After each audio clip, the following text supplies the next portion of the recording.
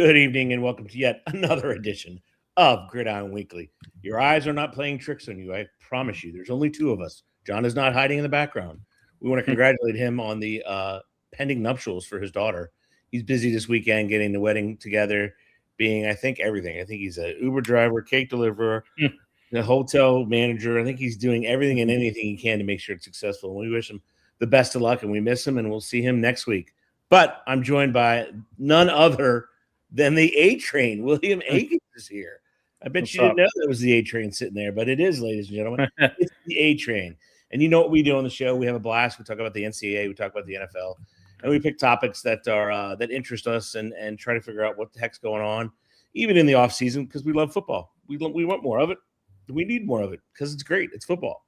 So without further ado, we're going to start and talking about college football, right? Which is pretty amazing, especially in the offseason. So we talked about all the changes, all the stuff that's going on, record number of coaching changes. This person went here, that person went there. They took these players with them. They took that. They did this. They did that. So the first question I have for you, William, and I'll join you, I'll take the part of John. First question I have is, you look at the landscape of college football, what's going on in SEC, ACC, all the big ones. Do you think, first of all, that Lane Kiffin is going to have such an effect on LSU that they win automatically? And remind you, he does have the quarterback from Arizona State University. Love it. But go ahead, Billy. Start us off. Well, I mean, I think, he took over, I think, with the goal of exceeding previous expectations and successes, I think. He's got a pretty high budget roster, I would say. But I really believe it's kind of like college football playoff or bust for him. You know what I mean? It's just I don't know. No, we're having some trouble here. What's that? We're having some trouble with some of our streams here. Uh-oh. So who said that? StreamYard says that. Oh. So. We're still live? We're still live. Yeah, we're still live. We're just having some trouble. Okay. We're getting knocked off a few of them. All right. Bear with us, folks, as we have a little technical difficulty above and beyond our pay grades collectively. No, but I mean, I think, Sam Levitt's going to be the key to the success, I think, of them. Oh, God, it's doing it again. So, Sam Levitt's going to be the key to their success.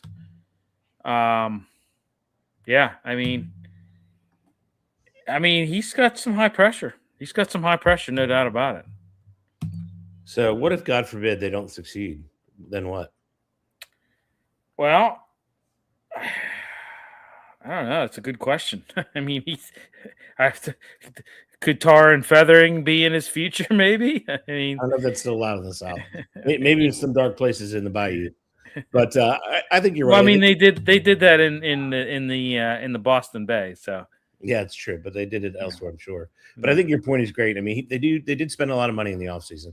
And I think he can coach. I think, going to LSU, I still don't know, man. Would you have gone or would you have stayed? Would I have gone to LSU leaving Ole Miss? Yeah.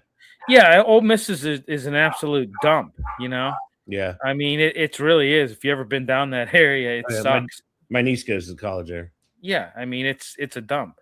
LSU's a lot. It's a step up for sure, I think. Yeah. They have a lot of money down there in Louisiana. I mean, it is going to be interesting. And I think he can win. I just don't know what are the expectations of the LSU fans and the LSU faithful. They got the coach they desired. And, first year, you got to win. You got to go at least 10 wins, right? You can't come in there and go 8-4. That's what they just fired. Right? They just fired 8-4. You got to be able to do something. I'm just interested to see how quickly they adapt to his offense. I mean, coming over from Arizona State, I think it's intriguing. I'm sure he put a lot of time and thought into it to see who best fit his system.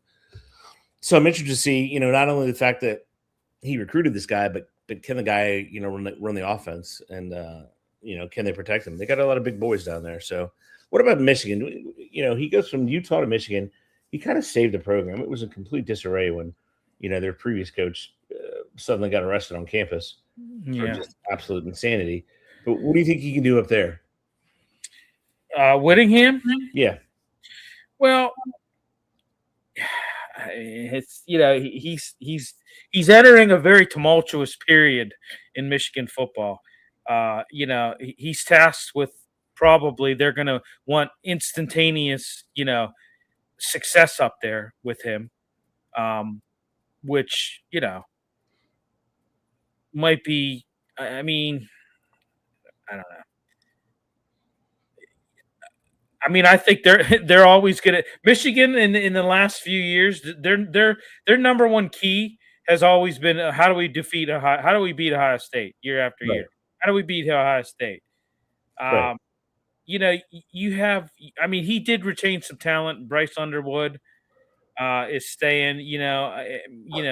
I maybe they have a little bit of a competitive edge in the Big Ten, but I mean, I think they're going to want immediate success. I think Yeah. I don't.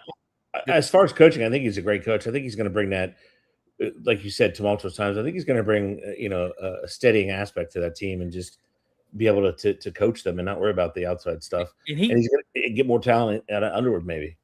Yeah, and he's intense. He's a very intense coach, Yeah. and he probably puts a lot of high expectations on himself. So. Yeah, I think you're right. I think they did retain a lot of talent.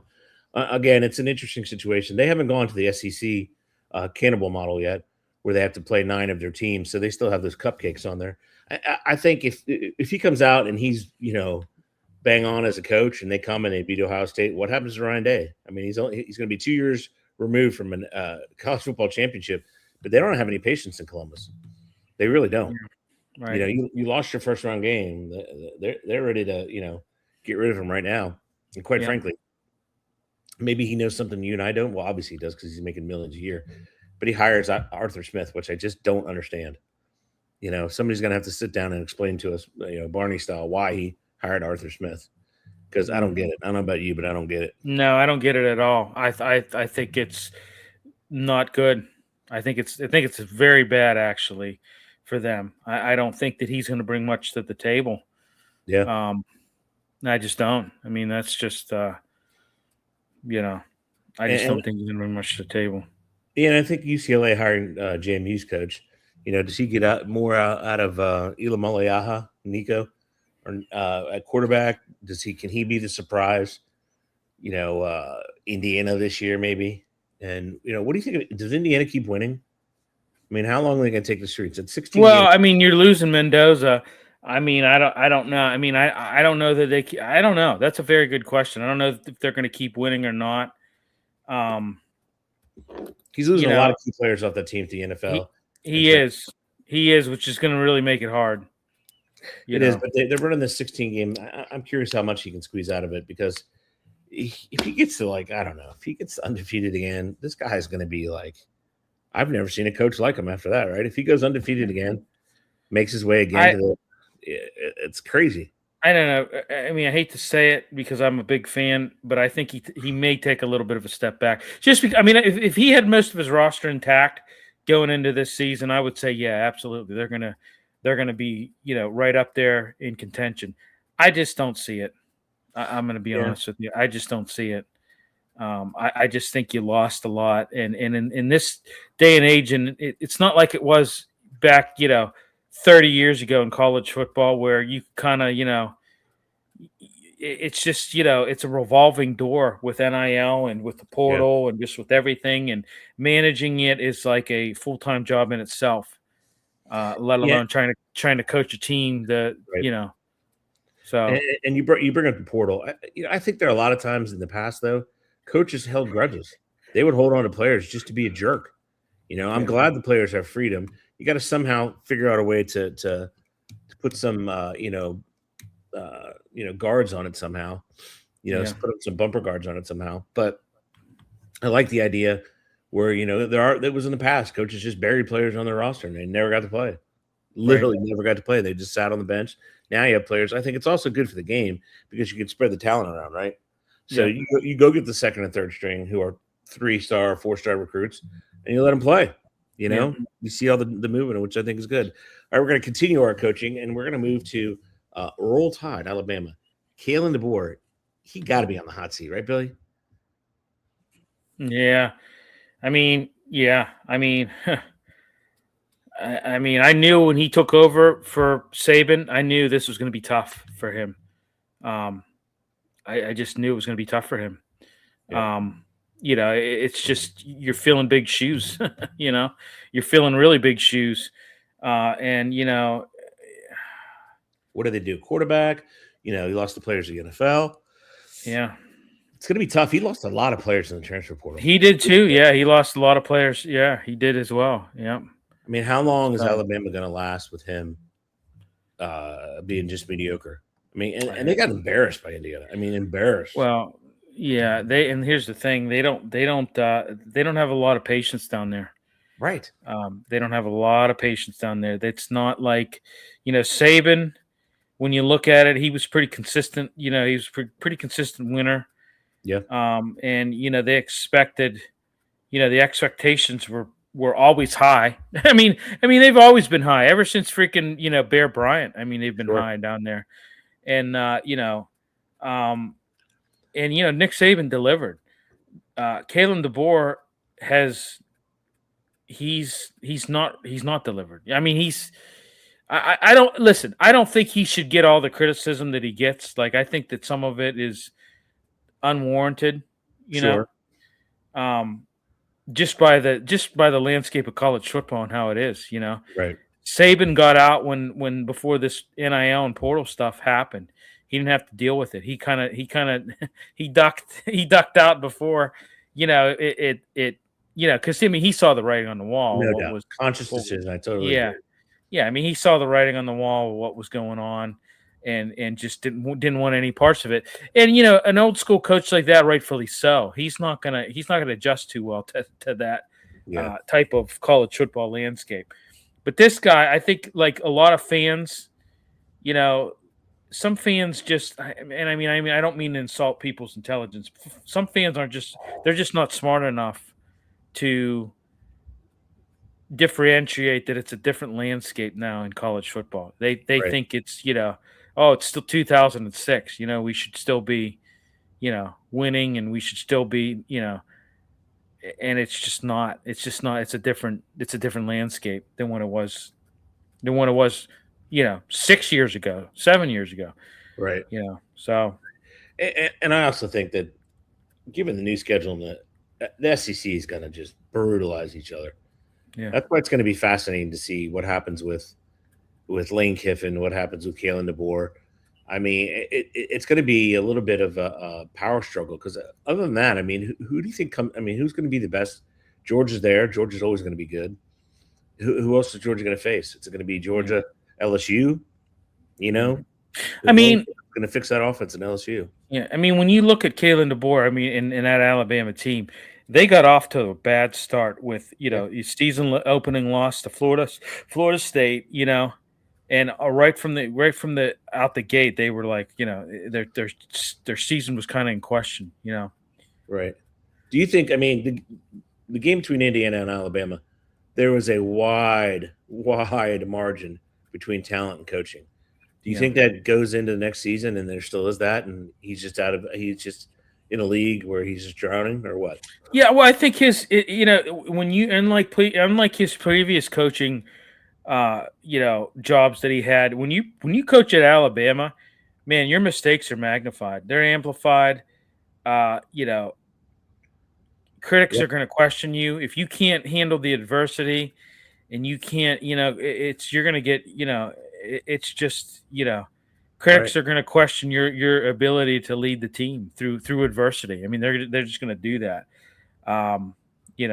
It's going to be. I think it's going to be fascinating. I don't know if the other conferences are going to, if they watch this year and they see the SEC just beat the hell out of each other, and not get that many teams in the playoff. I don't think other teams find the next mediocre. Hold on, Todd. We're not there yet, buddy. We're getting there. Good to hear from you, there, brother. It's going to be. I don't think other conferences. I think it's going to be a it's going to be a detriment to the SEC if they keep playing and nobody else switches to it.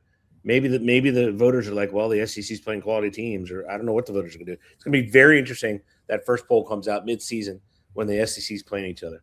All right, Billy. Next question for you, and I'll play the assist with John. Obviously, we know Big Ten last 3 championships, right? Big 12's got 16 teams. They appear as if they're deep. They, are they going to break through? Is it going to be the Big 12 that breaks through and breaks the streak of 3 years in a row of the Big Ten victory? Go ahead, buddy. I don't know.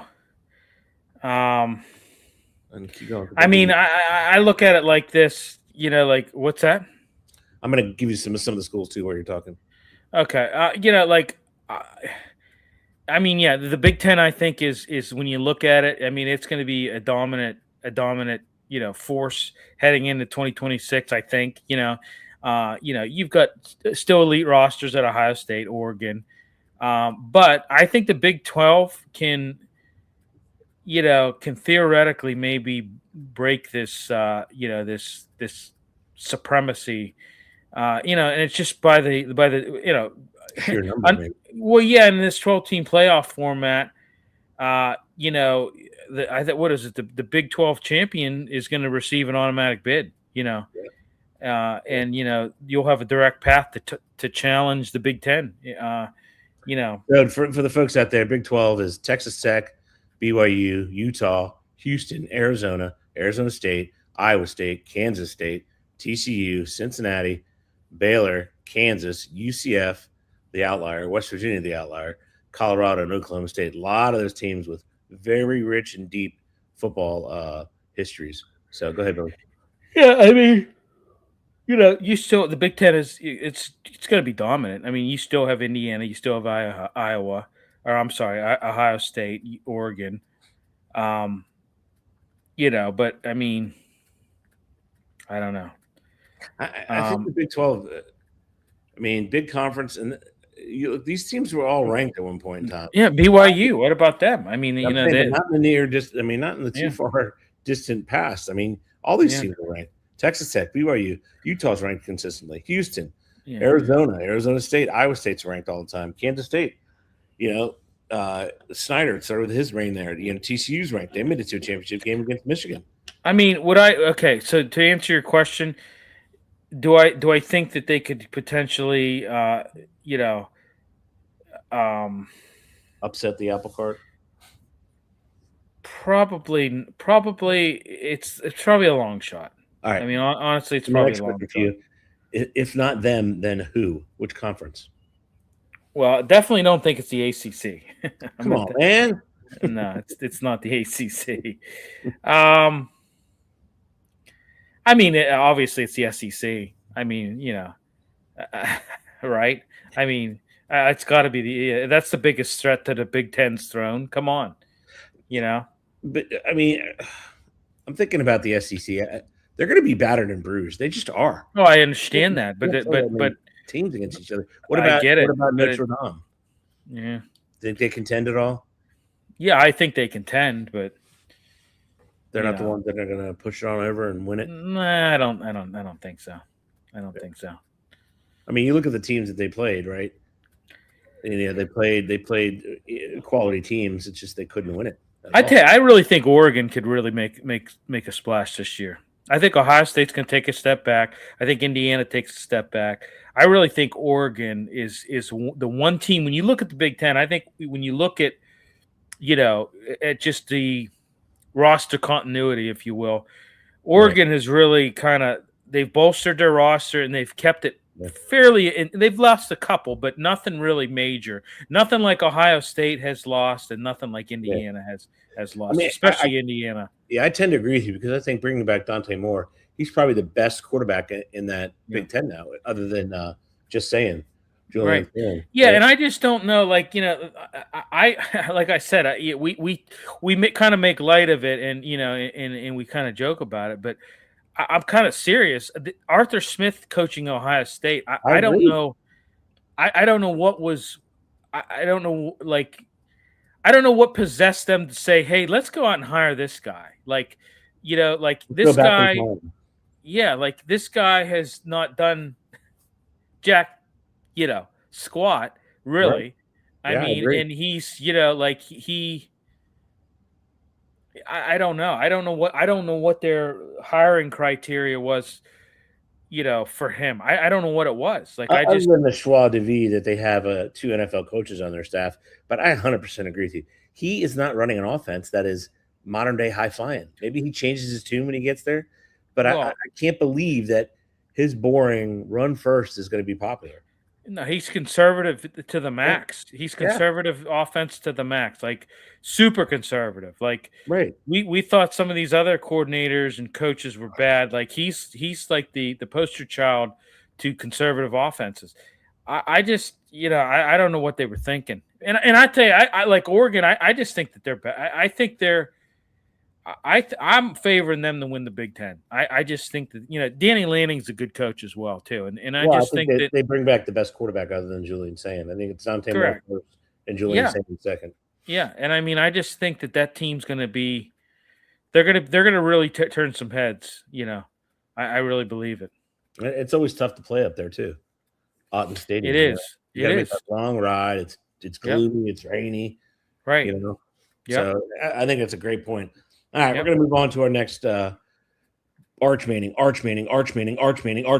Now that he goes in undisputed, another full year of he'll get in the spring game. We'll talk about those. Don't understand it, but we'll talk about those as the offseason continues. Undisputed king of Texas. Looks like he's poised to break every record in Texas. Maybe actually win a Heisman. It's got that look. It's got that feel. They again, they have a gauntlet to go through the SEC. What do you think? Is Arch Manning the undisputed favorite Heisman coming in, and will he just wreck all the Texas passing records? Well, I'm going to say this: he started off kind of wishy-washy last Yeah, season, but really played well in the yeah, after the first like 3-4 games. He just really seemed to click, and especially at the end of the season, the last handful of games at the end of the season, he was really looked good, and bad phone. I agree with you. That's why I would have liked to see the expanded playoffs. I would love to see the MMA players because they were getting hot. right, yeah. Do you think he threatens all the Texas records and comes out slinging from Well, day one? I think he could possibly break Colt McCoy's 34 touchdown. His season, 34 touchdowns in a season mark. I think he could. I mean, he's gonna be aided by this expansion too. So To me, it looks like he's matured and he's just ready to go. yeah, And I think that the whole nation's going to step up and say, yeah. Arch Manning's here. Everybody was saying about Quinn Ewers and Ellinger and all that stuff. When you look at it, after 11 starts, he had some rough ones in there, but overall he showed better numbers in passing yards, touchdowns, rushing touchdowns than all those guys. So yeah, his speed was really. I don't think anybody saw that coming, given his pedigree. I mean, but then again, his dad was a wide receiver, so right. I mean, exactly. Cooper. Yeah. That's what man Peyton always says is the best athlete of the Mannings. If it wasn't for that, whatever that it was some kind of degenerative back issue that he had. Spinal stenosis. Yeah. So, but I mean, hey, when you look at it, late 2025, he became the first Texas QB in program history to record passing, rushing, and a receiving TD in one game. I mean, he's, I think he's the top Heisman contender and leading passer. But when he comes in, does he really take it by? I mean, for a cheesy pun or analogy, does he really just take it by the horns and come out first game 5 touchdowns? Right? Does he do that? I mean, judging on what I saw at the tail end of last year, I wouldn't see why not. I mean, I think he really figured it out. I really think he figured it out. A lot of people were doubting him, and rightfully so. You saw the first couple start, but hey, listen, his uncle had that problem too. In Tennessee, he struggled his first couple years there. He had some struggles, but he figured it out. Right. And I mean, Right. how he struggled with it when he went to Indianapolis, Yeah. in '98. Yep. He was, but he So- figured it out. I mean, so everybody looks at the Manning name, and I that's the biggest problem, I think, is the fact that his uncles are who they are, and his dad and his grandfather is who he is. Yeah. Yeah. And they look at him and they have the bar is already high for him. You know what I mean? Whereas if he was Arch, Thompson, it wouldn't be, people would be like, wow, who's this guy? Who's this You know, Thompson guy? who's this guy? Yeah, like who's this guy? Like, wow, this guy's, like, wow, yeah, like this guy is really coming to his own. Whereas people are like, with him, they're like, well, why didn't he, be dominant from start one? Like, he's a Manning. Like, what the hell, Yeah, and that's a great point. The pedigree, the NFL loves a pedigree. Right. You see it on the Steelers, but you see it on every other team. The Steelers are an example that has many, pedigree. But you're right. You're right. All right, we got a bonus question. Bonus question. Yep. Billy, who is the most? How am I going to phrase this? Who's the most impactful non-quarterback player coming into the 2026 season on offense, not defense, on offense? Who is the most impactful? Yeah. I got one. Go ahead. I'm just thinking here. Jeremiah Smith from Ohio State. Well, that was actually who I was going to say. Yeah. I mean, he's going to tear. But it's funny because they signed a Smith, who's a run first guy. Are his numbers going to go down? I mean, one would think, right? Yeah, but then why? It goes back to the question: why you hire the guy when you have this premier wide receiver who's been NFL ready, honestly, since he was a freshman. Even his body type has been NFL ready. Going into to his third year, Colonel Tate had a great year last year, but going into his third year, he's the man. Right. I think the whole offense is going to be focused around him. Is there anybody else you could think around the country other than a quarterback that's going to make some sort of impact? I mean, the other one I was thinking of, I love the kid, the running back Lacey out of Ole Miss. I really do. Yeah. I mean, hey, what about we were talking about Arch Manning in Texas. What about Cam Coleman? Yeah. He was a transfer, he's, a wideout, I mean, he's going to make a huge impact. I mean, yeah, I think Cam Coleman, I think he would be one. I agree. Jeremiah Smith, I mean, yeah, I think he's probably one of the best receivers in college football, Yeah. I mean, if you want to talk defensively, I think like Caleb Downs is another guy who I would look at. He's leaving now. He's coming out. Okay, he is coming out. Okay. Yeah, but no, I mean, I think those are great, and I can't wait as we transition to the NFL here. I can't wait till we start talking about the spring games because we struggle every year to figure out what the hell they are. And I mean, what is good, what is bad, because it is full contact. They're going for it, Yeah. But it's kind of weird when you get the scores and they pack these stadiums. Good Lord. They get 70, 80, 90,000 in the South to go to these games.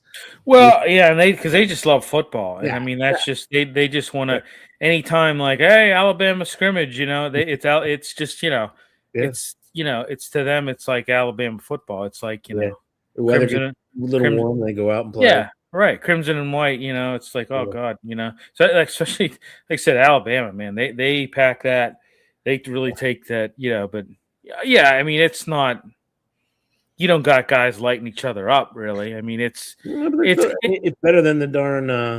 It reminds me of the way they used to play the Pro Bowl in the NFL. I was just gonna say, yeah, it reminds you like Pro Bowl from like 2001. Yeah. Oh yeah. Or what was the guy's name? He was number 90 for the Broncos who got ejected in the Pro Bowl for fighting. What was his name? Remember him, the defensive end? Yeah.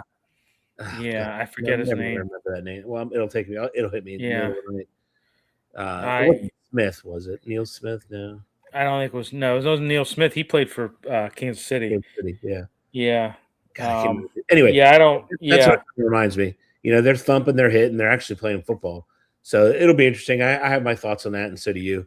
But hey, and get ready, folks. We're chugging down there, man. We're gonna be March here soon. So those games are in April, so it's going to be fascinating to see those games. But we're going to do our transition. We don't have any transmission music. Billy's working on that, or any sort of video that goes weird. We're working on that. But we're going to switch to the boys that play, or the men that play every day of the week, 6 times on Saturday. They play every corner of the earth. And this year they will go from Australia back down to Brazil. I mean, everywhere. And pretty soon there's going to be, 18? Or no, not 18. It's going to be what? 16 games abroad, right? Because every team's going to play one game abroad. So you have to have 16 to get to 32. Yeah. So that's going to be very interesting. We're going to have 2 weeks without an international game. And that's where you're going to have to rely on AI because, my God, those schedules are going to be tough, especially when you're going worldwide.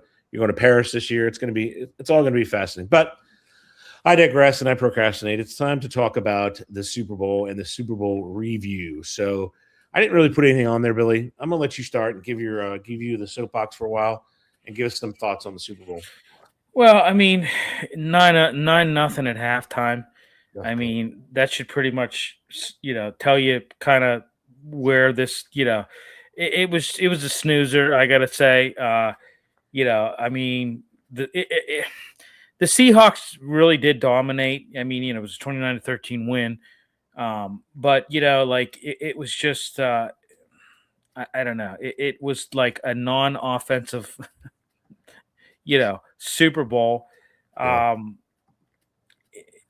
the Seahawks just had relentless defense. I mean, Patriots could not do anything, not anything.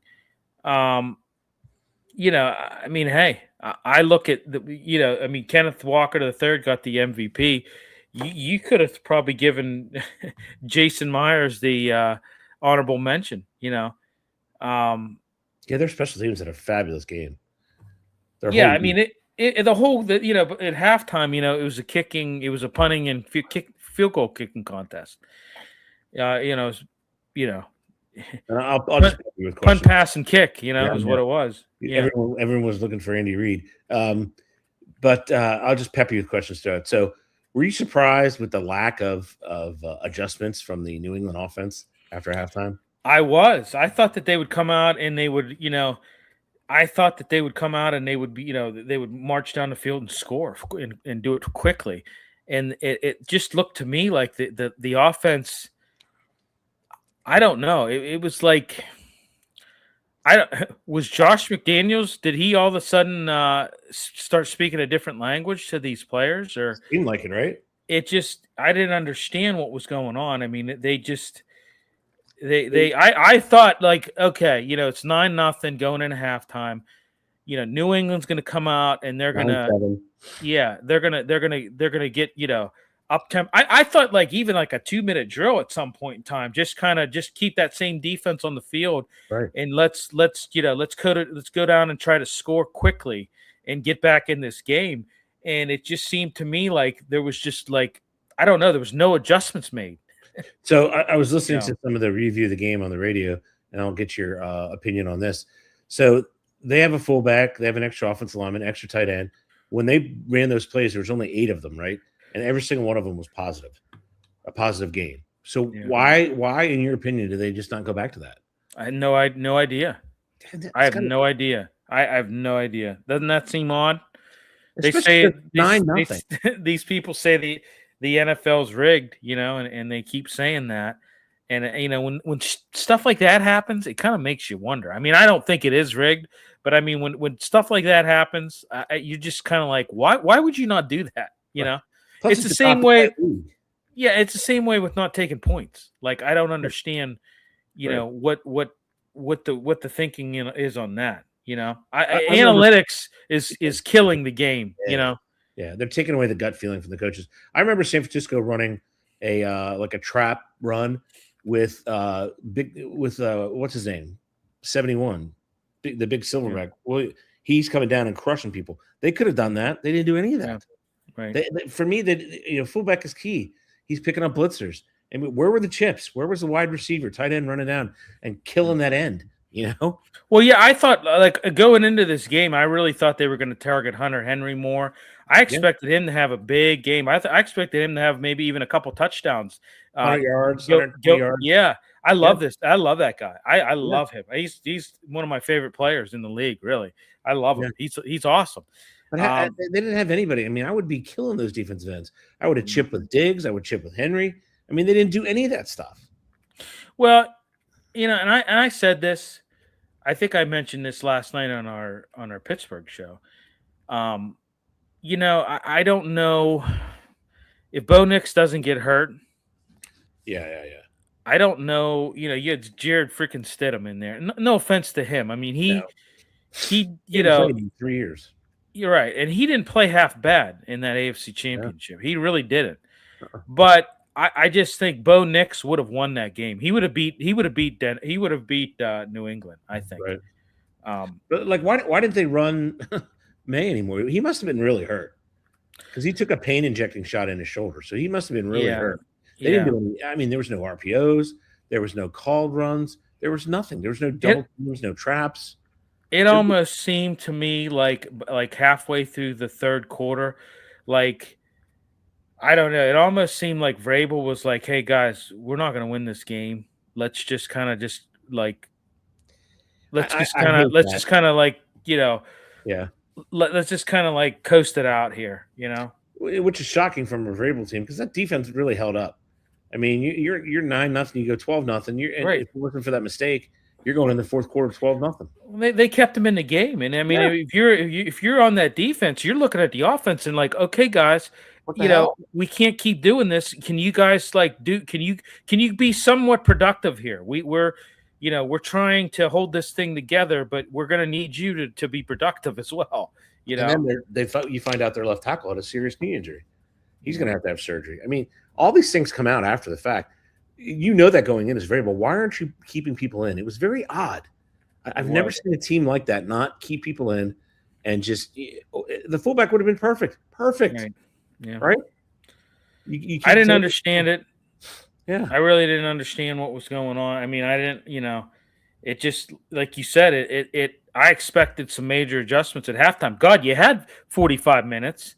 Right. I mean, it's like trying to translate the halftime. But, I mean, it was like two games, really. I mean, when you play the Super Bowl, it's like you gotta find a way to, and you have plenty of time to sit down. I mean, hell, I told my brother-in-law coming out of halftime, I said, Christ, the Patriots probably could have watched film. Right? They probably could have went and watched film and watched the entire first half. You're right. They could have.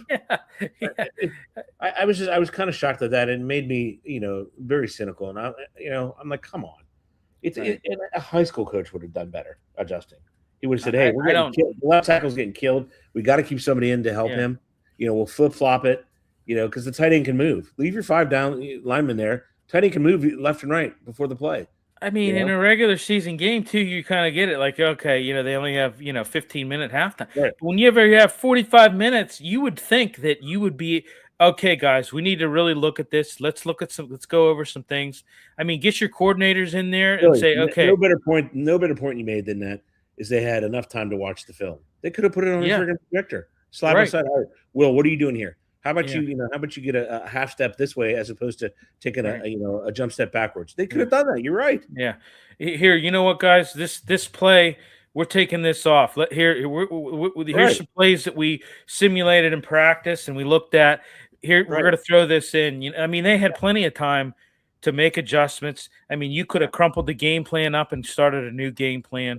Totally. I mean, you could have done some, and it seemed to me like they just did nothing at halftime. I don't know what they did at halftime. It was very weird. It just seemed like there was no, and even my brother-in-law said that he's like, it just doesn't seem like they made any adjustments. I'm like, yeah, like they didn't. It doesn't seem like they did anything. Look, I thought exactly like he thought. I thought 9-0, no big deal. They're going to come out. This is why they deferred to the second half. Their decision. They're going to come down. It's going to be 9-7. Game on. Yeah. Right? Oh yeah. I mean, they got the ball. Yeah, they got the ball coming out, and I'm like, they're going to march this down. I mean, I would have done 2-minute drill. I would have done whatever. Hey guys, listen. I know 2-minute drill sucks, but guess what? We got to score fast. Like we got to get back in this game. We got to put 7 on the board, make it 9-7. We got to go out and punch them in the mouth. Like we're going 2-minute drill. Like Right. we're doing it. No ifs, ands, or buts about it. We're going 2-minute drill. Like we're going down there quickly and we're scoring. And there was You know, nothing like that. Nothing. no.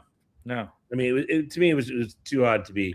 It was like too perfect. But anyway, all right, Yeah. we're going to move on now. We're going to talk about both those teams. They're coming out. New England's going to have a brutal schedule. Seattle's going to have a brutal schedule. They face every top team from every, all their odd games and their crossover games are all division winners and all playoff teams. So you add all those teams that were in the playoff last year. And quite frankly, New England got lucky because they're going to have to face Josh Allen again. Right. They did get lucky. Who knows what's going to happen with the other two terrible teams in their division? But you're going to have to fight Buffalo. And like I said, they got lucky in the AFC Championship game, in my opinion. If you'd have had Bo Nix, you would have. But you look at their games, and not to say the Chargers, no offensive tackles. They're missing correct both offensive tackles. Yeah, I know where you're going. Yeah, and I'm then with you. Houston, they had some elementary school kid playing quarterback.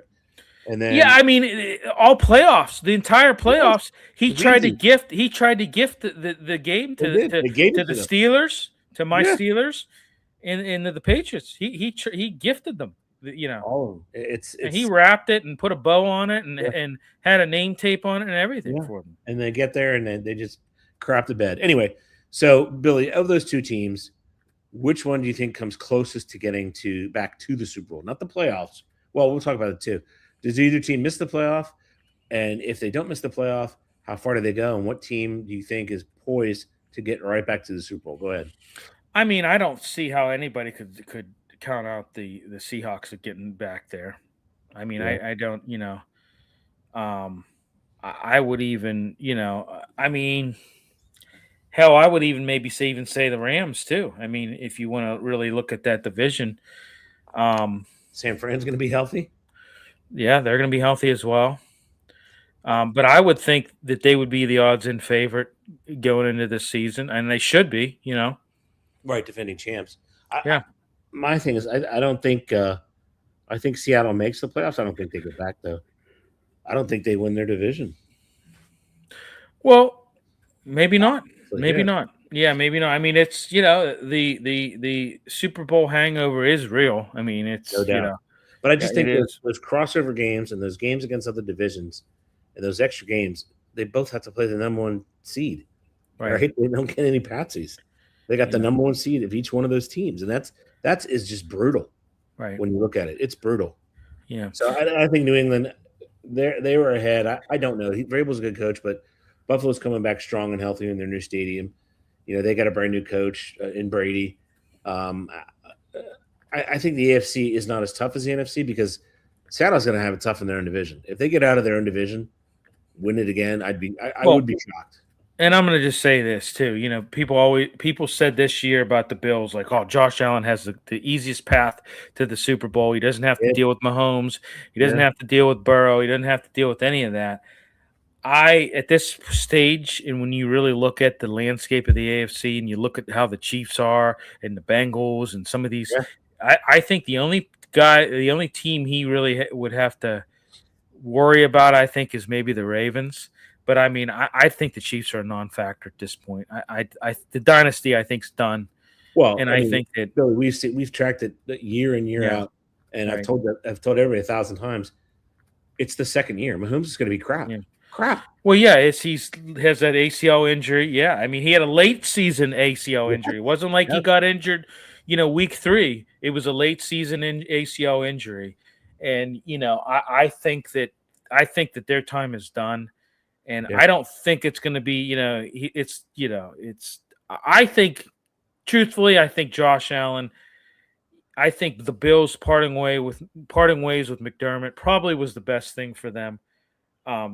At this point, I just don't think that guy was able to get him over the edge. And but by that same token, I'm kind of surprised that nobody gave him an interview either. Yeah, I am too. I mean, they're still defensive. He could still go to Oakland, or I'm sorry, Las Vegas. Yeah, I was just shocked that no head coaching, open head coaching, or teams with open head coaching positions didn't. Well, we only see one side of it. Maybe his people put out that he's not interested in coaching this year. Correct. He needs a break or something. We don't know Right. that. Right. But I too am and just like you, and I was kind of shocked that he didn't get anything. Right. And that's probably it. He probably said, "Hey, no, no head coaching." Right. Maybe, I don't want to do it this year. Maybe he wants to be a coordinator again. Yeah. Take a little bit of time off and do that. But I think the Patriots are going to be hard pressed. They just are. I mean, because I think the AFC's coming back, and it's and Kansas City. You're right, because he's not going to be healthy this year. He's just not. He's not going to be healthy until next year. And next year, in the 27 season, he's not going to have Kelsey. Kelsey's gone. Yeah, he's not playing after this year. Yeah, he's got one more year. I was to say, I don't even know if he's going to play this year. Yeah, but I'm saying that's why I agree with you. So that division goes to probably what? Denver again? Yeah. Oh, yeah. With the Chargers. Yeah. It's going to go to Denver again. I still believe in Bo Nix. I really do. I still believe in him. And I was, I was literally, I was pretty, because I, to be honest with you, I really wanted him to win the Super Bowl this year. I really wanted to see a Denver Seahawks matchup, and I wanted to see him. And I really believe, had Denver been in there instead of New England, you would have seen a lot better game. You would have seen a better game, and I think that. But they're in the same draft, though. I know, but I think Peyton would have made a lot more adjustments. Oh yeah, than Vrabel did, and I think Peyton would have outcoached McDonald. I think. Well, I think the idea that Vrabel's a defensive guy, and he made adjustments. That defense was playing their ass. They really were.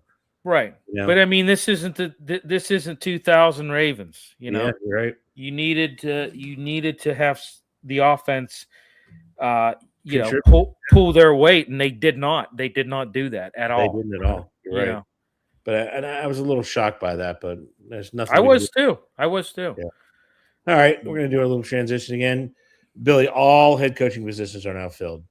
Yeah. Give me, instead of ranking them, because go ahead and rank them if you want. Okay. Or give me the two best and the two, whatever you want to do. It's your call. Yeah. But your thoughts on the 10 head coaches that were replaced? 30%. Well, number one, I would have to go with was Baltimore. I would have to kind of go with Baltimore. I think that Minner's in probably a good situation. He's in a good situation. I think with you've got it's a good franchise. Yeah. Pretty strong front office. Good quarterback. So I would put them at number one. I know you're probably going to love this, but I probably would put my Steelers at number two. Just because I don't know. I think that, listen, I don't, we've talked about it numerous times ad nauseum about what we think of Art. And I don't particularly think he's the greatest of owners. Yeah. But I think it's still kind of a stable franchise.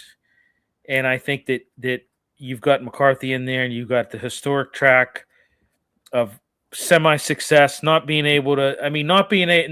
a losing season is not really much to hang your hat on when they haven't won a playoff game since 2016. But however, I mean, just looking at the other teams in the head coaching positions, I'd have to put my Steelers at number two, just by franchise. Number three, I would probably have to go with Atlanta, because I think he's going to have Stefanski. Yeah, and I think Stefanski's a good coach, and I think Raheem Morris, I think, just had some.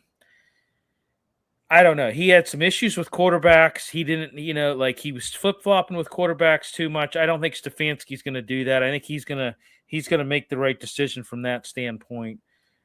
So I think the Falcons are in good hands, and I think they're going to give him. I think they're going to try to give him what he needs to win. I do. I think they will. Fourth, I'm going to go with the Giants. Yeah, definitely. Just because of once again, historic franchise. But you've got a pretty damn good quarterback in Jackson Dart, regardless of what people want to say about him, about his being hurt and the way he plays and things like that. I tell you what, the kid's got he's got moxie, he's got spunk, whatever you want to call it, and I think that it's enough to really. He's going to develop into a pretty damn good quarterback, I think. Healthy Scatterboo next year. Yeah. Fifth, I'm going to go with the Dolphins. I just think that regardless of what may have happened with Mike McDaniel, and hold on, folks. Here we go. Well, no, I mean, I'm not going to really pow on this guy because I mean, I don't have a hatred for him at all. I don't. Contrary to what people think, that I don't think he's head coaching material. I didn't think from day one he was head coaching material. Yeah. He's a phenomenal offensive coordinator. He is a phenomenal offensive mind. And when you look at the pedigree and some of the coaches that he coached under when he was just starting off, and it's a great story with him, defeating alcoholism and absolutely. My hat's off to people think I hate this guy. I don't hate him at all. I think he's I'm pants on a man. That's all. Well, I just think that he's not head coaching material. Nope. And I think that they should have realized that, and he should have realized that. You know what I'm saying? Like I just thought that's No, I agree. He's the good cop. He's not the bad cop. He can never be the bad cop. No, he's not I think he's a great person. I think he's saying, like, you have to have a good cop, bad cop. Like, no, I got you. I know what you're saying. I'm just saying I think he's a great person. Oh yeah, and I think he's going to do good in LA. I think he will. I really do. I think he'll do very well. He's very innovative on offense. He's just not a head coach. He's just not cut out to be a head coach. And and there's nothing. Bless you. And there's nothing wrong with that. I mean, some people, I'm afraid of heights, so I'm not cut out to be an iron worker, right? I'm not cut out to climb a ladder as a fireman and climb 9 stories. I'm not, Some people just can't do it, Yeah. I mean, it is what it is. But I think he's going to do good. I like the guy. I contrary to what I've been hard on him, and just some of the stuff he said in some of these press conferences, just like, what the hell, man? A little wacky. Yeah, but I mean, those are your guys that need to be offensive coordinators, because they can come up with innovative things. Totally. But I think I don't have any hatred at all for the guy. I like him. Personally, I like him. I think he was just a terrible head coach. That's all. And that's going to be unbelievable in LA. Truly is. Yeah. 6, I'm going to go with the Tennessee Titans. I think, you have kind of I still think Cam Ward, I don't know why everybody's like giving up on this guy. I still think he's going to be, it's just, listen, talk to our buddy, Sammy. Right. Yeah, I mean, they have a good market down there for football. I mean, it's a good football town. And I think that, city to go to a game. Wow. It is. It's a great city. It is. It's a great sports city. It really is. Yeah. With the Titans and the Predators. It is. It's a great, the Nashville soccer as well. Yeah. Right. But the MLS team. Yeah. But I think it's you got a promising young quarterback, and I think a desirable market down there. And I think, so 7, I'm going to go with the Raiders. I'd go a little higher, man. That guy can coach. Look what he did with Darnold. I would go higher. That's the pushback I'm going to give you. I would go higher. He's going to get a brand new guy into the NFL. Yeah. It's just I mean, they've had when coaching, they've had a high turnover history. They've had a lot of stuff. But I still think when you have Brady on the front office and he can kind of, but I think that's just kind of a gimmick right now. If he quit his job as a broadcaster and did it full time, dude, that would be immense for that would be impressive for the Raiders. I don't understand why they're letting them do that. I just don't understand. I don't think you get a lot out of talking to somebody. I don't think, and he knows enough football. Like if you and I are talking football and you're the coach, I'm the commentator. I've known you for years. We've both been in the league for years. You're not going to tell me anything, and I'm not going to ask you anything, right? I wouldn't be. I mean, I wouldn't do that dick move to anybody. Would you? I mean, you couldn't talk specifics. You could be like, hey, Bill, what's up with your 3-4? You ever thinking about going to 4-3? What's the tendencies of why does your end keep crashing? You're going to be like, you're an asshole, right? Right. Yeah. So, but I think if he left his broadcasting job, it would be better for the team. Yeah. You know. All right. So then my next one would be the Cardinals. Even though they're in the NFC West, even though they're in the toughest division, I'm ranking them above Cleveland. Cleveland's last. Yeah, Cleveland's last because there has been no changes in football in top football operations. Yeah. They can't. I mean, that front office couldn't run a freaking lemonade stand. They could not. They would F it up. Right. You know, they would. I mean, they are just. There's no doubt about that. You're absolutely right, Billy. That's how bad they are. I mean, they're terrible. And I mean, it just, like people keep saying, well, just give them this, give them that. They've had all that, and they still can't get it right. I mean, it's just a joke of a franchise. And what a way you talk about the history of the NFL. I mean, this is Paul Brown's team, right? The team's named after him, right? Yeah. Until he went and bought the Cincinnati Bengals. I mean, I just don't understand. I don't get it. And I get it. Some of these Cleveland fans, like sometimes you kind of feel sorry for them because hell, they lost their team for a while. They become the Ravens, thanks to Art Modell. They bring them back in 90. Yeah. They bring them back in 99. I mean, when you look at it in the 80s when they had, like guys like Bernie Kosar and Golek, and Metcalf and some of these guys. I mean, you had some really amazing guys, back and and they've had some, history. Otto Graham. I mean, you've had a little bit of a storied history, somewhat. Jim Brown. I mean, geez, arguably one of the best running backs ever. Yeah. But this team has just, when they came back in the league in '99, it's just been a disaster. I mean, from the get-go, it's just been a disaster. Well, and I just think they've always been chaotic. But I'm with you. Only pushback I would give is I'd move Oakland or Las Vegas up a tick or two, just because I think that guy can coach quarterbacks, and I think it's the perfect situation for him to go in, coming into the NFL. Yeah. All right, we're going to keep going because we're running out of time. Yeah. Billy, are you excited for what is known as the Combine or the Underwear Olympics, Billy? It's kind of like a double-edged sword for me because I think, it kind of looks like it's like a 4-day job interview for a lot of these guys. It can impact your draft strategy. It can give teams vital medical, psychological data on some of these guys and kind of see where their headspace is at.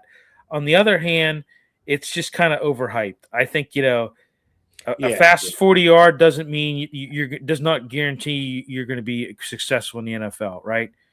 And I mean, I don't know. Like, I think it's fool's gold in a way. I mean, the events, like, it's like track and field. Like, okay, like this is really, this guy has a 40-yard dash. That's amazing. But, I mean, it just kind of like, it kind of like analyzes track and field athletes over true football players, Right. Yeah. I just, that's what I look at. And you're right. And it does. And the most popular thing there is the almighty 40, which, vaults people up. It's just silly. But I'm with you. Yeah. And great point. We're going to go to our last one. Billy, the new segment we're doing. Up next, we have the Arizona Cardinals. A couple quick questions for you. What are they going to do at quarterback? They have a high first-round pick. Who they taking? Go.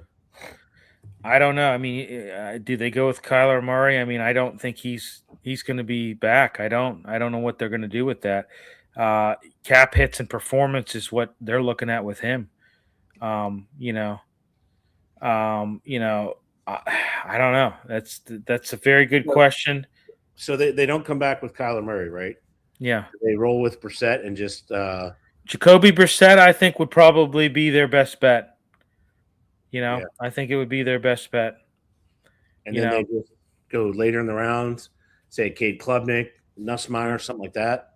Ty Stinson. Well, I tell you what, they're going to have to – they got some offensive tackle needs, interior offensive lineman issues. They're going to have to make that top priority, I think. And I think, what do you do with James Conner too, Yeah, I mean, that guy has been amazing there. He really has. He has been, but he's starting to wear down. There's starting to be some injuries. Yeah. There's no doubt. He's getting up there in age, and running back, it's you only 30 past 30. You're kind of like, you're on your, unless you're Adrian Peterson, or Right. Frank Gore, right? But I Right. mean, I would say, they need some pass rushers too in defense. Right. I mean, they have some issues with that. Yeah. But they're an interesting franchise because you're right. They have a massive problem with quarterback. yeah. And I mean, and I heard that they're supposed to have about 39 to 50 million in cap space. right. And that's going to give them a little, that'll help them. That's not a lot, though, really, when you look at it. But they'll be able to address some of those things, and maybe even the depth at wide receiver, because you got freaking Marvin Lewis, Marvin Harris, Harrison Jr. The second, Junior, and that's it. Yeah, the second, and that's you don't really. They got that really good tight end that too. Their tight end's really good. He's the one that set the tight end record for catches. Yeah. So you're right. Those are two pieces. They need more running back, but I mean, it looks like they're going to take Dortch. Dortch is the one. It looks like they're going to take Francis. He's hitting free agency too, right? He's a free agent. Oh, is he really? I believe. I think he is. Yeah, Greg Dortch is a free agent, man. Oh, that's bad news for them. Yeah, so they're going to have to figure that out too. Well, that guy, they're going to have to franchise him, right? I would. I would definitely do that. Yeah. Yeah, it's going to be it's going to be fascinating. It's going to be really McBride. That's right, Trey McBride. Yeah, Trey. They're going to have a Diesel. Thanks, buddy. Diesel saves the day. It's going to be a really interesting offseason. It's going to be, hopefully we're going to maintain, because we had a little break the last couple of years in the offseason. But hopefully we'll just maintain it and keep going because there's a lot to talk about. With 30% of the league changing over quarterback. With all those different assistants, it's going to be lots and lots to talk about. We're going to have here comes we're already out at the time for the combine. After that, we're going to get, free agency is going to start, I think, March 13th or something in the new year. So March 9th, 10th, the 10, 11, 12 is the legal tampering. So it's going to be, it's going to come fast and furious, right? Where we sit right now. It always does. Yeah. I mean, before we know it, here we are, combine. Then, the draft here is here in Pittsburgh this year. So, and then guess what? After that, you got the mini camps in May and June. You take a little break in July, and bam, we're right back in it. Right. So, it's not going to be long. Yeah. It's not going to be long.